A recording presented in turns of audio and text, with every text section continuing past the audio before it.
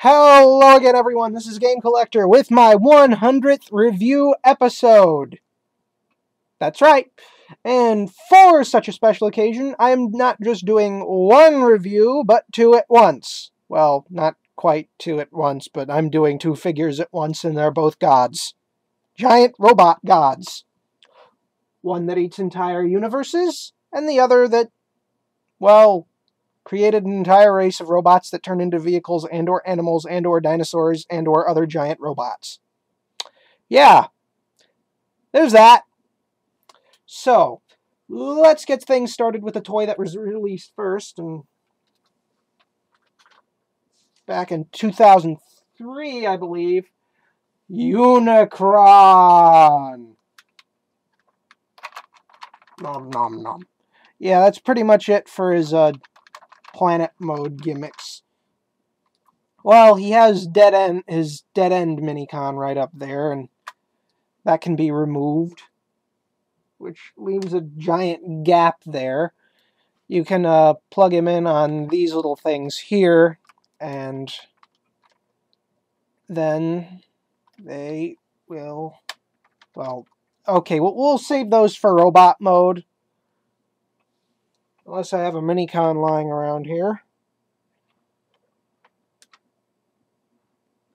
Do I? I do not. Poot. Okay, well, with that out of the way. Oh, pardon me. And, you know, this completely useless gimmick. Well, it's not complete. Great, I have the hiccups. Or not. No, I don't. Good. So, anyway, he can do that. Oh, didn't see any of that. And they can, you know, move out there. And these little things move. And that's about it. And let's see, he has 2, 4, 6, 8, 10, 12, 20. He has 24 minicon ports on the outer, on his ring. One here, one there, and that one there. So that's 27 in vehicle, in his, not vehicle, in his planet mode. And then when you put him in robot mode, he gets 3 more, so he has a total of 30 minicon ports. That's a decently sized collection of minicons. Yeah. So, with that out of the way, because he's just a block that doesn't really do anything in this mode except for display purposes. I'll set the minicon off to the side. And then we get to transforming him. Okay, where to start? Okay. And yeah, you're obviously getting something else because this guy is both of them are way too big to use my standard display on. Okay. You know what? Let's just split the entire hemisphere first. Oh, well, look at that. And then the rings. Now, I'm going to try to do this as much as possible without taking any parts off. It's doable. It's hard, but doable. Let's see, maneuver those around like so. Okay, that's one part out of the way. Or two. And then you gotta come around here. And I won't be able to make any zooms because my camera is on a special made port. But these plug in to these little holes on his feet to secure the ring in place. And there! The ring is undone. And now, here comes the hard part. Getting him to stand. Well, okay. I take that back. That wasn't so hard after all. Twist these around. And then pull out the feet.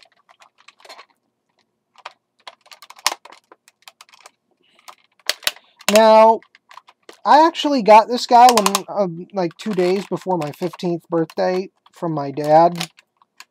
And, well, this is probably one of the several best gifts he's ever gotten for me. Okay, there's one foot. The other one he got for me that was really amazing was the Forte Cross figure I had on my import month review for this year, just this past February. No, he's not going to stand up properly, so I'm going to have to... Okay, so for now we'll just leave that as it is and fold this around. That will be important. Just hold on. And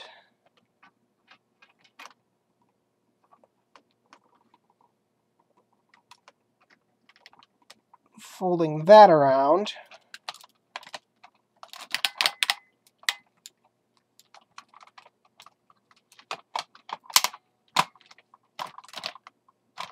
Now there are a couple of things. You can leave the giant hemisphere shells out, or try, and I do mean try, to hide them behind his back, which I'm having something of a problem doing right now. Because it's a very big bunch of tricky twists and turns.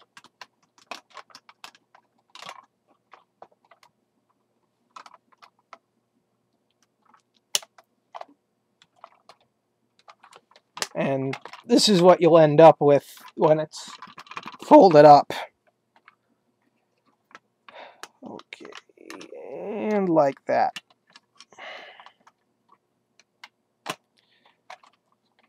And we bring him back up front, and you close his crotch. I really don't like using that word with toys, Hasbro. And now, since there's no place to really put this little guy, you can just store him on a shoulder. And that looks appropriate, a little tiny planetoid thing that can turn into a shoulder-mounted gun. Little tiny shoulder-mounted gun, but a shoulder-mounted gun nonetheless. And pull these up, because these are his shoulder pads. And then, of course, you pop... Oh, it helps if they're sticking straight out. You pop them out.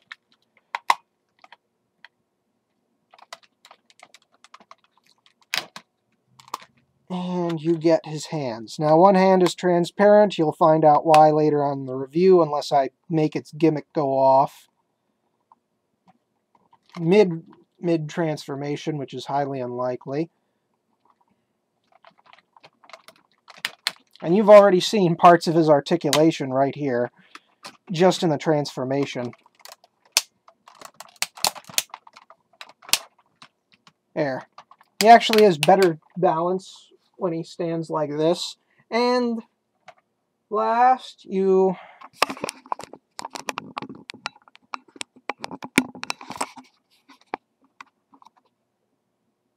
fold out the head and twist up the horns. Oh, didn't lock in place all the way. Flip up his evil Unicron horns, and just for effect, press the button on his head. And you really can't see what's going on, can you? So, once that's done, we'll bring him in. There's the button. And there.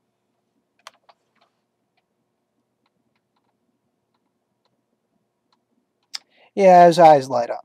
And even better, you can still make them light up if the head is still detached.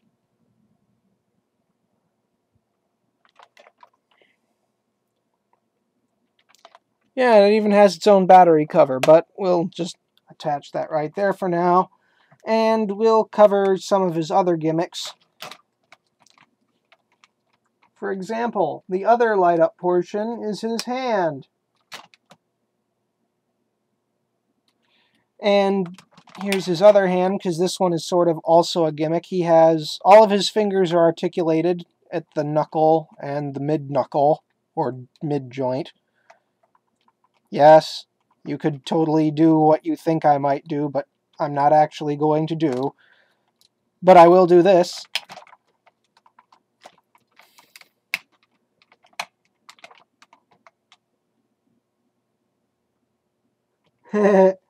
Okay, with that out of the way.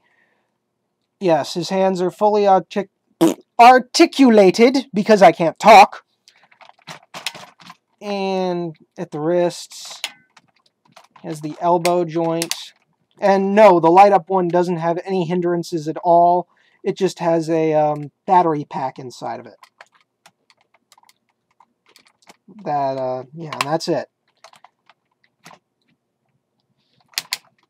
At elbow, shoulder, right there.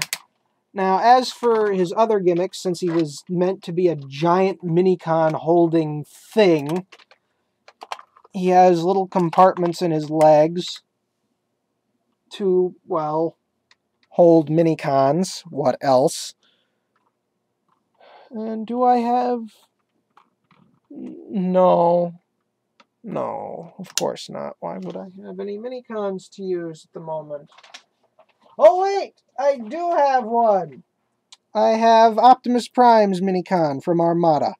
So I can just use him for demonstrations now, since he's the appropriate size and shape. Spark plug. Spark plug! There he is. Little yellow car with an oddly Bumblebee-esque head. So you can just stick him in there and boom! Now he's trapped in a leg. And yeah, that doesn't always work out because he likes to get caught up in there. So pull him out. The leg missiles, I can use those now. Fire it off at the impact pillow. And they all fire at once and get lost easily, except they're right here. And they're like little asteroid things. And just reload them. And it doesn't matter what direction you turn them, they automatically reload as soon as you put them in. He also can eat Minicons, but this gimmick, yeah. This is supposed to fit in here and just fold down, but it's never ever worked right with mine. So om nom nom.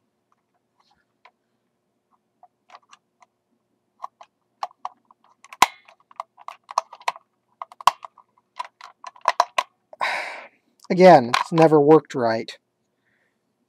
So it's supposed to fold down like so, but the only way I can get it open is by pulling it open.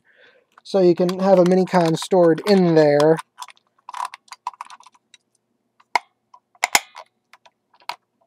Which again, you need to open this to get in there, which no fun there can be had. And then his last gimmick, which also causes his eyes to light up, features this giant clear chunk of plastic, which you might be able to see inside a bit. And let's see, on the actual box, because I remember this, it says, use the Darksaber, and it's like, no, you don't need it. You don't need it, because it's just a Minicon port. Listen, that's one right there. You just take a little dead end here, and then we'll point him back at the impact pillow, and that happens. But with, yeah, it fires off this thing, which is a missile. In the show, it was like a giant cannon that blew everything up. So we'll just push that back in. Without the missile this time, I will show you what happens.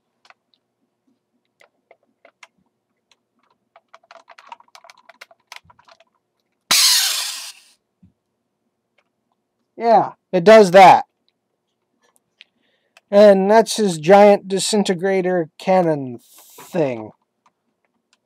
You know, if he doesn't want to eat the planet whole, he just shoots that and it turns it into little bite-sized chunks, which he can eat at his own leisure. And here's what you just do if you want to get it to look like it did in the Armada. Except you can't put it like that. You just, yeah, like about midway. And then you just do that. But do I really need to tell you anything about this guy? The guy from the '86 movie. The guy who was voiced by Orson Welles, who really didn't give a crap about the character, and yet made him one of the most well-known villains amongst Transformers.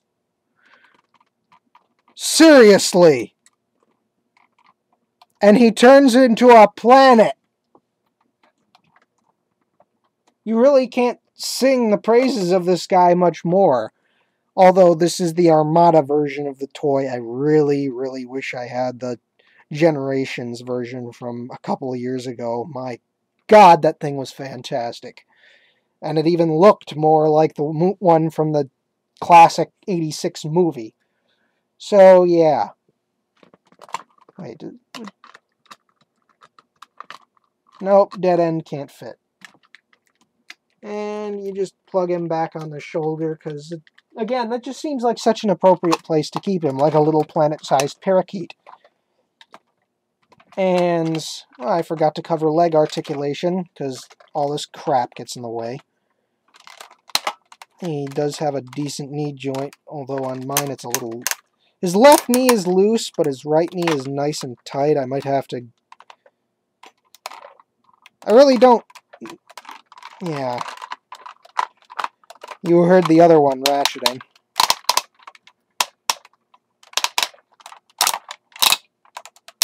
He has a fair bit of articulation there, but he's really, really massive, and you might want to remove the shell piece to get more out of him. So, that's about half of the review. Or is it? Because I still need to read his bio off. Unicron is the harbinger of chaos, the source of a deep and infinite darkness, the void that exists between the stars. He trolls. He trolls the universe. No, I think that's someone else's job in the Transformers universe. Without haste or fear, for he has something his victims lack, time. He is a hunger that ceases to be fulfilled, a hunger that rages, a hunger for life, and all of its infinite guises. There exist those who have attempted to stop the destruction of their homeworld. They have failed, for Unicron devours entire solar systems with a numb precision. He devours moons and planets and stars. Unicron devours life, and he cannot be stopped, except by the matrix of leadership and or Primus's essence. Because they are polar opposites. And his stats are strength, infinite, intelligence, infinite, speed, 10, endurance, infinite, rank, 10, courage, 10, fire blast, firepower, infinite, and skill, 10. Well, he is the Chaos God in the Transformers universe. So, we have finished with the Planet Eater. Harbinger of...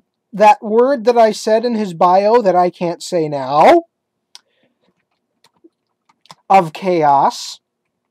And we move now on to his sibling and creator of the Transformers. Well, yeah. The creator of the Transformer race, or the Cybertronian race. the creator of the 13 original Primes, and planet Cybertron itself. Primus. You get out of there, Sparkplug. We don't need you now. Oh, and look who decided to join us again as a new moon. Unicron's disembodied head. Also, this thing, which you need for the transformations on this thing.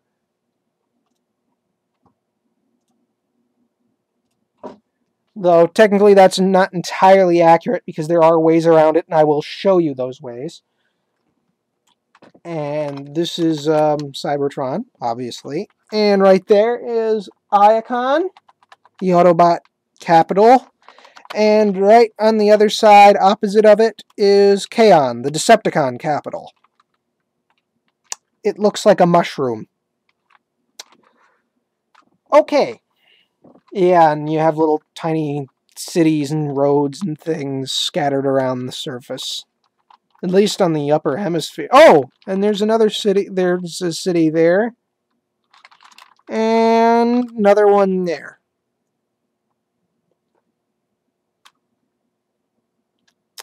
And yeah, it's just mostly little lines and things.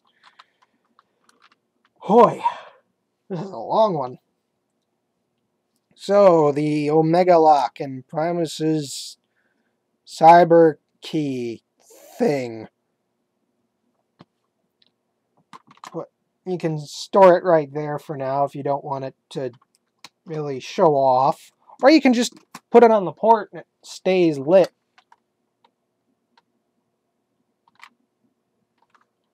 Yeah, whenever you put it in any port, it lights up because of the little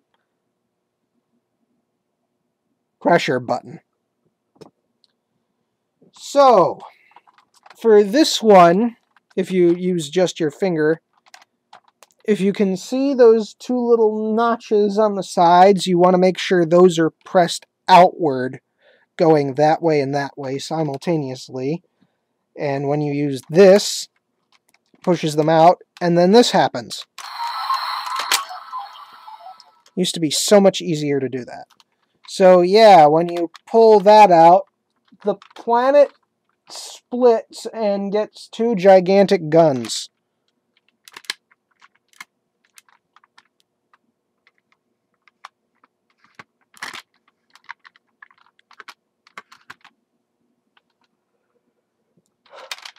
Oh, pardon me.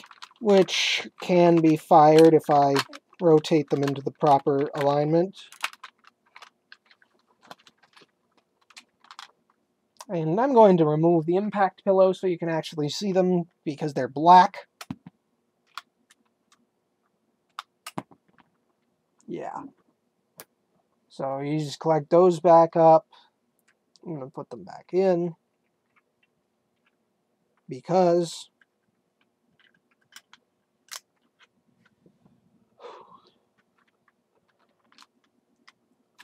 and then you just lift this entire piece up and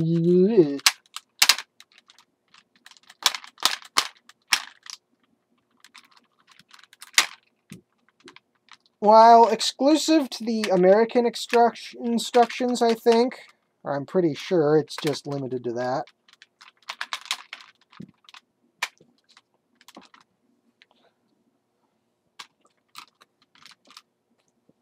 You now have, well, for this part, for his legs, the little button in the middle has to be pressed, so like so, and next one I'll use the key or lock or whatever.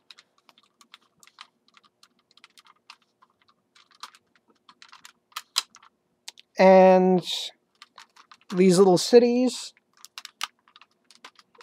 push them forward, and now you have Primus in Universe Cruiser Carrier mode?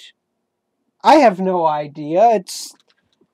This was never seen in the show, and it's never quite explained what it's supposed to be. The box says it's a spaceship, but He's a planet. Why does he need to turn into a spaceship when he's a robot the size of a planet? Or technically a moon. Because Cybertron is roughly the size of Earth's moon, if not a little bit smaller.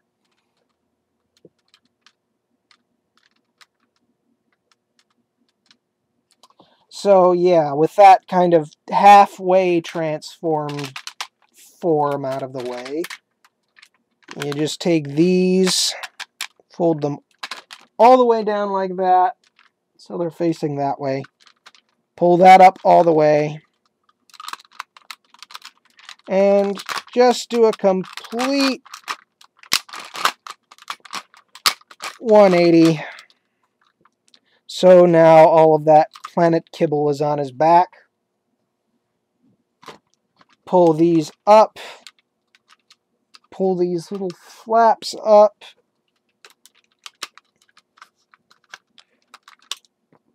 Bring those out the rest of the way. Set that key thing out on the side.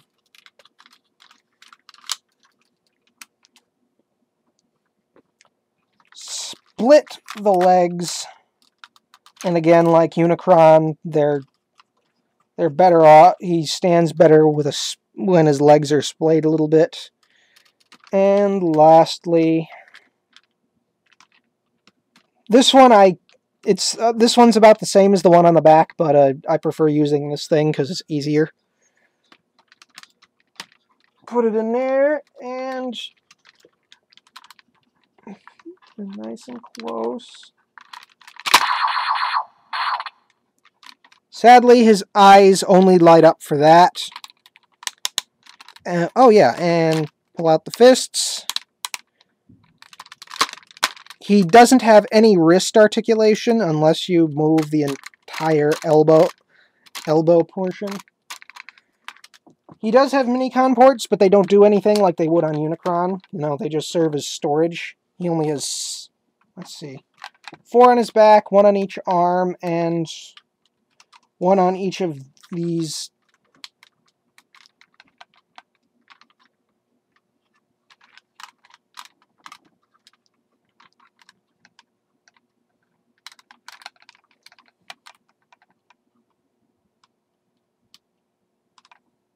Claw things. I really just leave these. He has 2 of these, and I just leave them folded inside the leg because they don't really do very much or serve a purpose.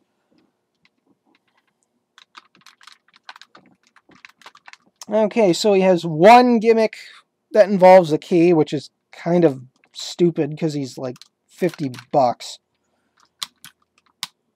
And that makes his guns pop out.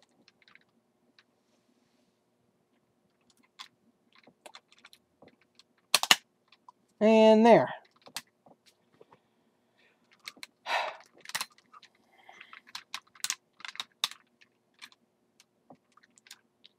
And again,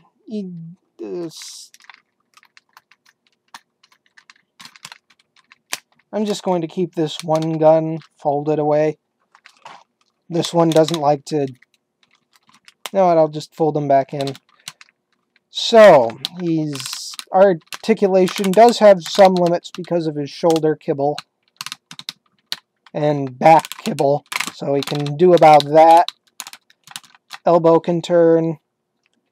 He has individually articulated fingers.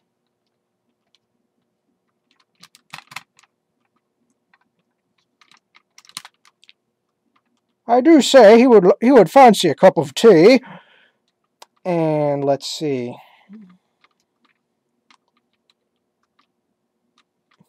Yeah, there's the rock hand again.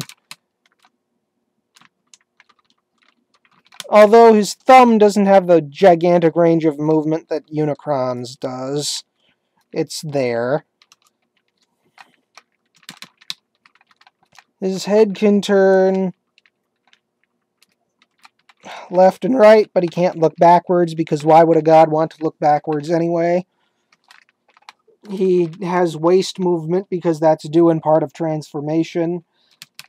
Move the arms out of the way so he can do the legs.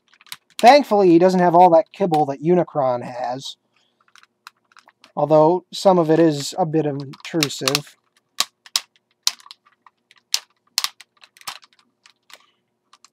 Ah, he can do the crane!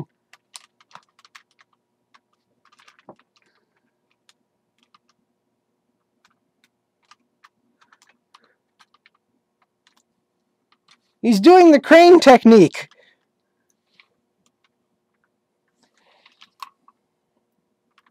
Oh, there, his foot has to hang a little bit. But yeah, he can totally do the crane.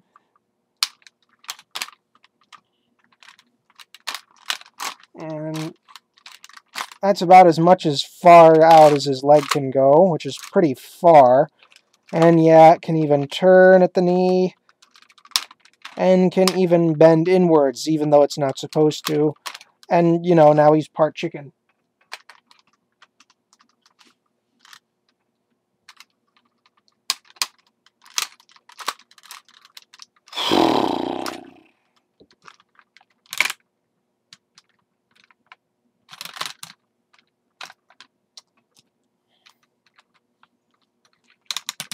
And here he is holding his brother's disembodied head. And he doesn't really want to hold it. Nom, nom, nom, nom.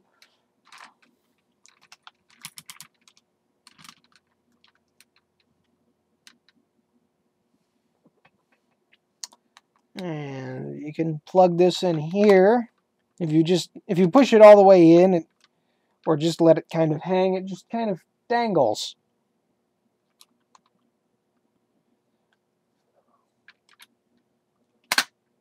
And there he is. Fully assembled.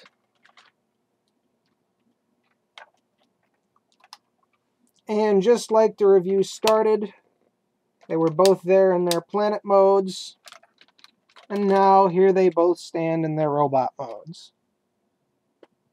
And Unicron is a fair few inches taller than Primus.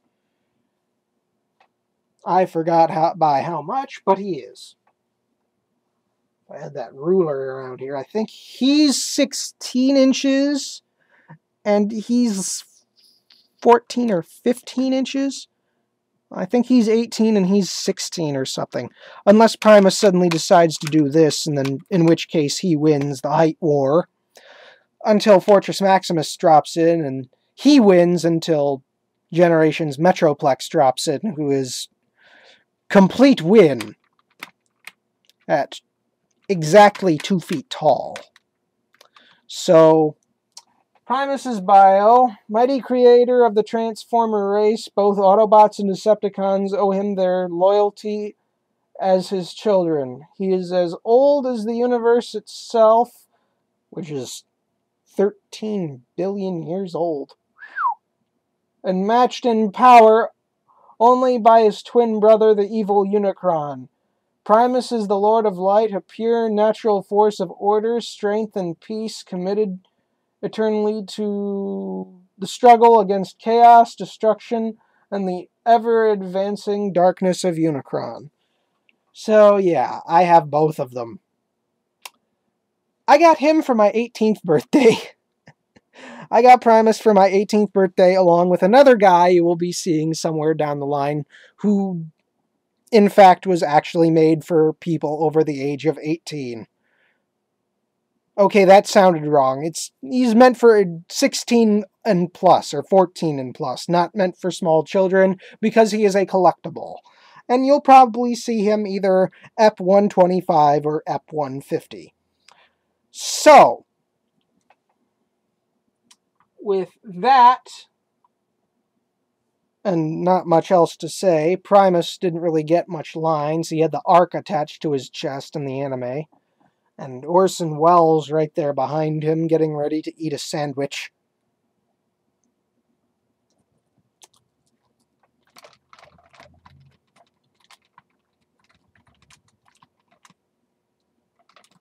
As I was saying, getting ready to eat a sandwich. I will see you all next week with another review of something that will be back on the table and back on the normal board and not take nearly as long to show off. Although, you might see Unicron again, maybe in another, I don't know, 9 or 10 episodes. But you'll see him again down the line. Until then, this has been Game Collector, and I will see you all later.